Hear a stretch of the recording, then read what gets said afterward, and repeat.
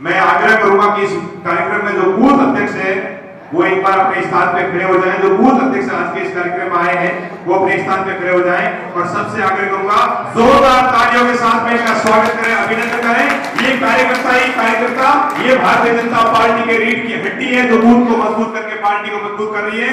मैं आज के इस कार्यक्रम में सबसे पहले आपका अभिवादन करता हूं, आपको प्रणाम करता हूं, आपको वंदन करता हूं और विश्वास व्यक्त करता हूं कि आपके दम पर आने वाले समय में भारतीय जनता पार्टी फिर अपना परचम लहराएगी। आप सब लोग विराजे।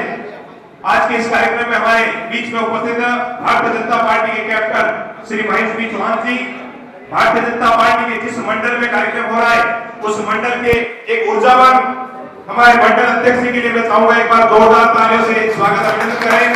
श्यामा प्रसाद मुखर्जी और क्षेत्रीय मंडल दोनों मंडलों के अध्यक्षों के लिए एक बार जोरदार तालियों से स्वागत अभिनंदन करें।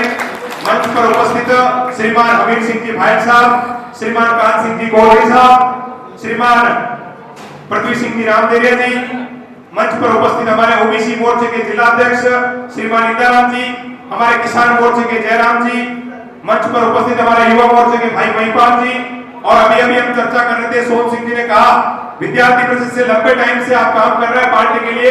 इन्होंने कहा कि सिरदली की धरती पर इन सब युवाओं ने जो आज संकल्प लिया है, ये संकल्प इस आने वाले समय में इस कांग्रेस की सरकार को प्रदेश से और सिरदली और सिवाड़ा विधानसभा से उखाड़ फेंकने का संकल्प है।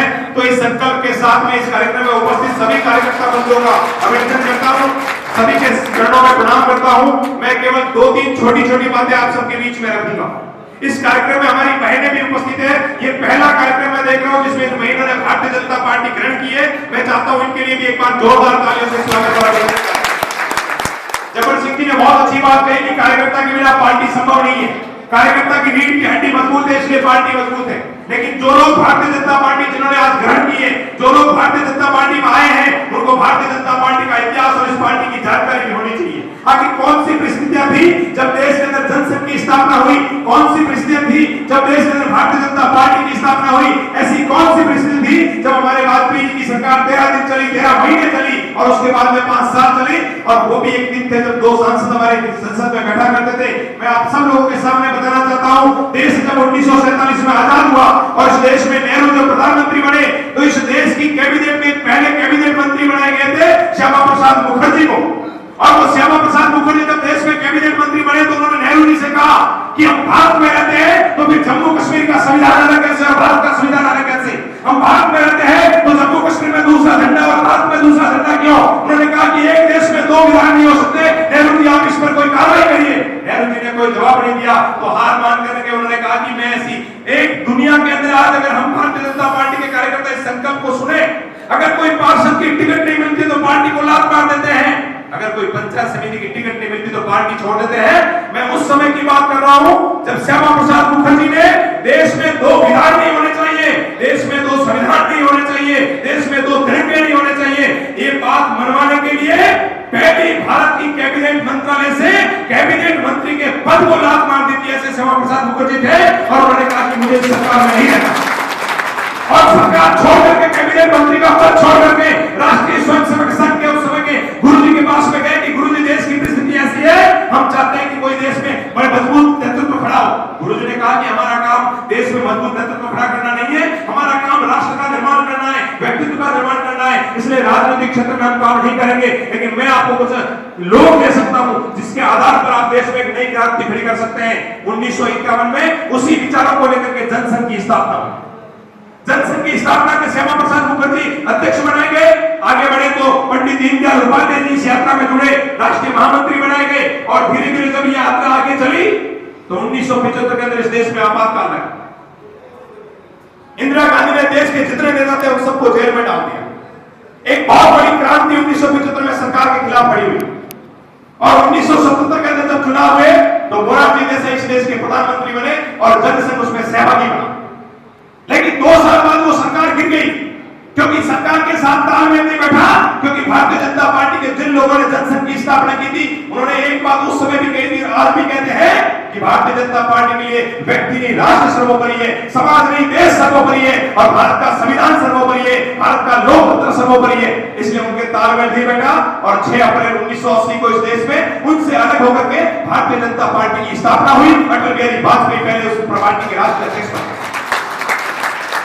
1984 में पहला चुनाव हुआ, उस पहले चुनाव के अंदर केवल 2 सीटें मिली, संसद के अंदर हंसी उड़ाई गई।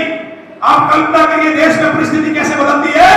1984 में संसद में वाजपेयी ने कहा था कि आज भाजपा के 2 सांसद पे आप हंस रहे हो, दुनिया देखेगी जब आप देश में केवल 2 लोग बचोगे कांग्रेस के अंदर और पूरी दुनिया आप पर हंसेगी।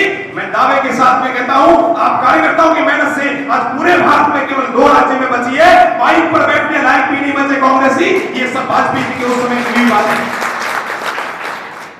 उसके बाद में देश में एक नया आंदोलन खड़ा हुआ राम मंदिर को लेकर।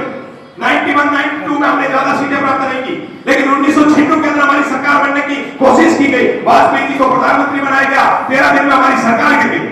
1998 में हमने पुनः प्रयास किया, हमारी सरकार बनी, 13 महीने हमने सरकार चलाई, लेकिन हमने सिद्धांतों से समझौता नहीं किया। हमारे लिए देश तब भी सर्वोपरि था, हमारे लिए देश आज भी सर्वोपरि है और हमारे लिए देश आगे भी सर्वोपरि रहेगा। लेकिन 1999 में हमारी बहुमत के साथ में सरकार बनी, वाजपेयी जी प्रधानमंत्री बने, 2004 तक हमारी वो सरकार चली और 2004 से लेकर के 2014 तक वापस विपक्ष की सरकार चली और 2014 के बाद में भारत में एक नई क्रांति हुई। इसलिए मेरा आप सबसे आग्रह है कि जिस प्रकार की यात्रा इस जनसंघ की और भारतीय जनता पार्टी की चली है, उसकी जानकारी प्रत्येक कार्यकर्ता को होनी चाहिए और जिन युवाओं ने आज भाजपा को ज्वाइन किया है उनको भी ध्यान होना चाहिए कि किन लोगों के त्याग तप और बलिदान पर भारतीय जनता पार्टी खड़ी।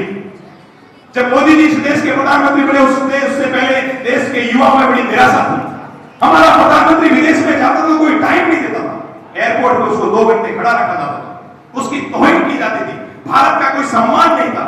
भारत के युवा ये सोच रहे थे कि कब इस देश में क्रांति आएगी। लेकिन 2014 का जब चुनाव हुआ और इस देश में नरेंद्र मोदी प्रधानमंत्री बने, मैं दावे के साथ कहता हूं, आप सबने टीवी पर उस सीन को देखा होगा। पहली बार जब संसद की सीढ़ियों को चुना तो देश का नौजवान गौरवान्वित हुआ कि भारत को जो चाहिए था वो मिल गया है और अब भारत आगे बढ़ेगा। और ये हिंदुस्तान में नहीं था, ग्लोबल टाइम्स तो विदेशी अखबार है, उसने उस दिन लिखा जिस दिन मोदी प्रधानमंत्री बने, उन्होंने कहा कि हिंदुस्तान में पहली बार भारतीयों की सरकार बनी है। ये विदेशी अखबार ने लिखा, दुनिया ने माना कि देश के अंदर पहली बार हिंदुत्व को मजबूत करने वाली सरकार बनी है और हमने उस चीज को देखा और महसूस किया।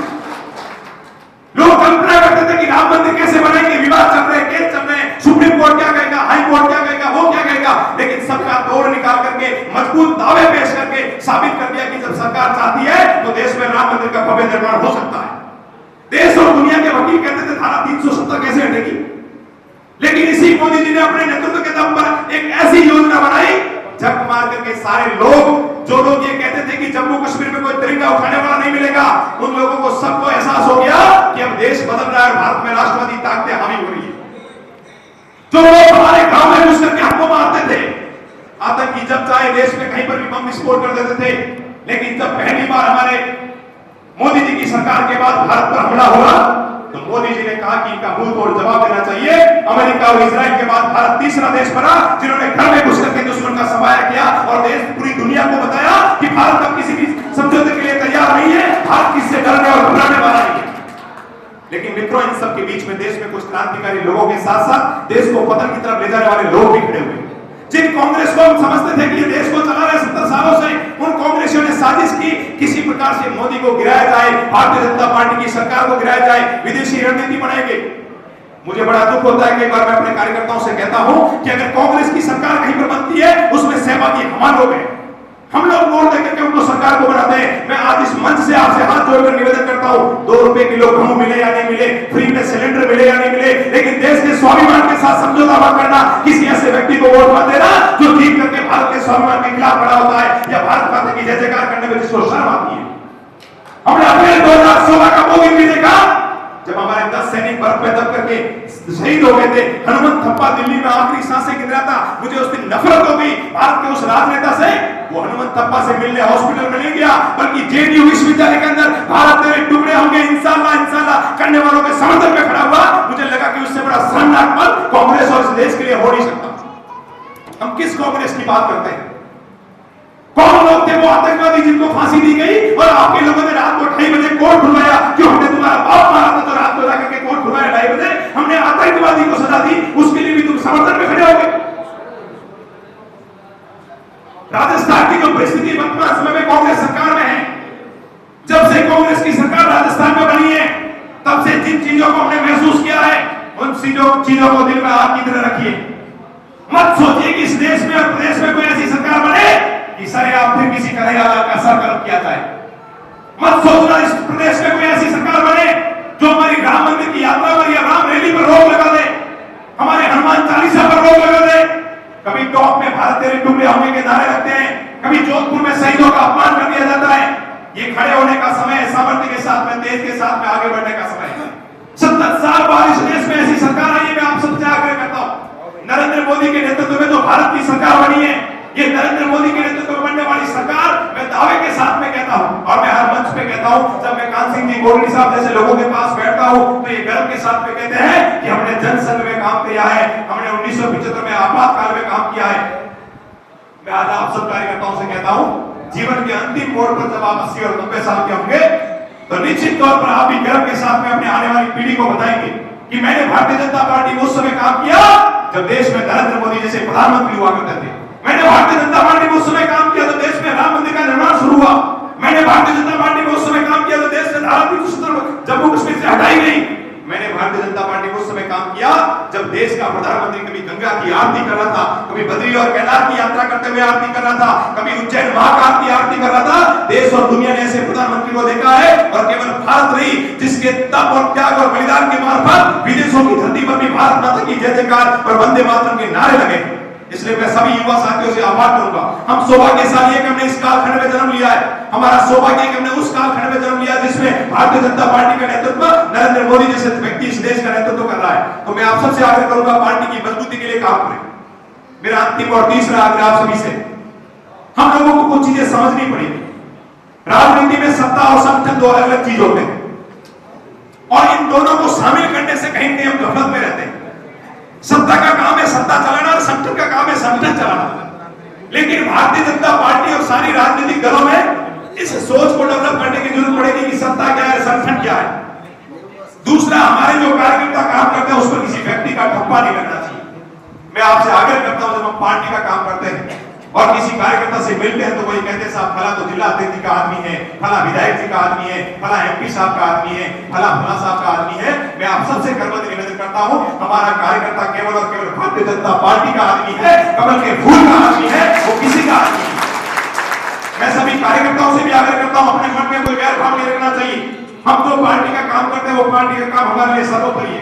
हम किसी की बुराई नहीं करें, क्योंकि हम अगर किसी कार्यकर्ता की बुराई करेंगे तो दुनिया बहुत आगे पहुंच चुकी है। 10 मिनट बाद उस कार्यकर्ता तक आपकी बुराई पहुंच जाएगी। चुनाव कौन लड़ता है कौन नहीं लड़ता ये विषय हमारा नहीं है।